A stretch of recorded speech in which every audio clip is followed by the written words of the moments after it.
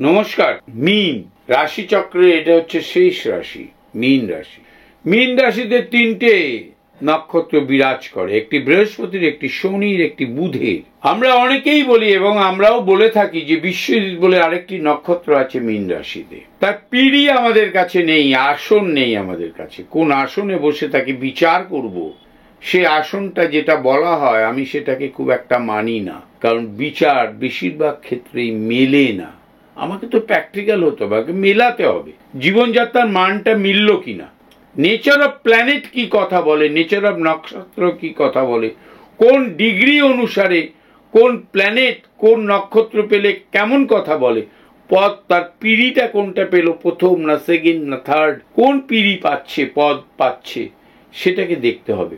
সেখানে আমি বহু অ্যাস্ট্রোলজারের কথা, আমি ডক্টর ভিভি রমনকে সব থেকে বেশি মানি।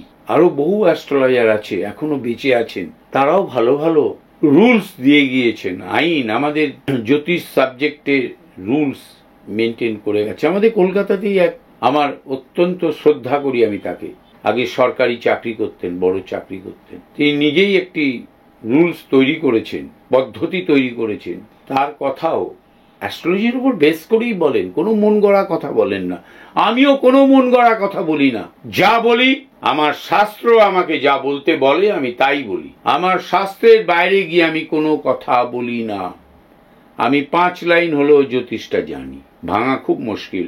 মীন রাশির এই বছর খুবই ভালো যাবে, মিলিয়ে নেবেন। প্রত্যেক কটা নক্ষত্রের জাতক জাতিকারা মীন রাশির ভালো ফল পাবেই পাবেই পাবে, কর্মপ্রাপ্তি হবেই, এবং ব্যবসায় প্রভূত উন্নতি হবে, প্রভূত উন্নতি হবে, সম্পত্তি তৈরি হবে, মামলায় জয়লাভ করবেন।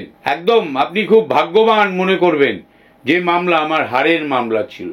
আপনি জীবনে কোনদিন 92-97% পাননি, সেটা পাবেন। প্রতিযোগিতামূলক পরীক্ষা হোক, আর কলেজ ইউনিভার্সিটি স্কুলের পরীক্ষা হোক, সে পিএইচডির জন্যই আপনি এন্ট্রান্স দিচ্ছেন, মানে পরীক্ষা দিচ্ছেন, পোস্টডকের জন্যই দিচ্ছেন, আপনি চান্স পাওয়ার আপনার কোনো মানসিকভাবে আপনি প্রস্তুত ছিলেন না যে আপনি এই বছর চান্স পাবেন, কিন্তু আপনি পেয়ে যেতে পারেন, পাওয়ার সম্ভাবনা আছে।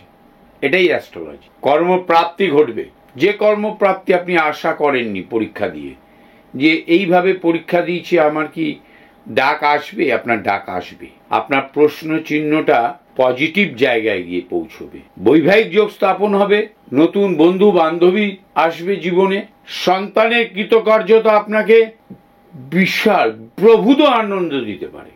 স্ত্রীর সহিত মনোমালিন্য চরমে ছিল 2023 নভেম্বর ডিসেম্বর পর্যন্ত।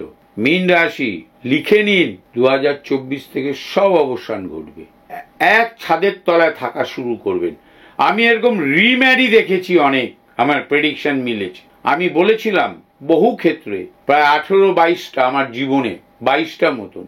আমি কখনোই শয়ে বলে নিজেকে বড় একটা কিছু বলতে চাই না। আমি 18-22টা আমার জীবনে প্রেডিকশন আছে, 22টাই বলতে গেলে, যে আমি বলেছিলাম তোদের ডিভোর্স হয়ে যেতে পারে, তোদের আবার রিম্যারি হবে, এবং হয়েছে রিম্যারি, এইরকম রিম্যারি হতে পারে। সন্তানের কৃতকর্মে তো সম্মান প্রাপ্তি হবেই, বিদেশে গমন হবে, সন্তানের ট্রান্সফার হবে খুব ভালো জায়গায়। আপনার নিজের মীন রাশির সবার যদি ট্রান্সফারেবল চাকরি হয়, কর্মক্ষেত্রে স্থান পরিবর্তন হয়, গৃহপ্রাপ্তি হবে, অর্থ সঞ্চয় করতে পারবেন, নতুন ব্যবসা করলে আপনি লাভবান হবেন, শ্বশুরবাড়ির সম্পর্কে থেকে সম্পত্তি অর্থ প্রাপ্তি হতে পারে, খুব আনন্দ হতে পারে, হওয়ার সম্ভাবনা প্রবল।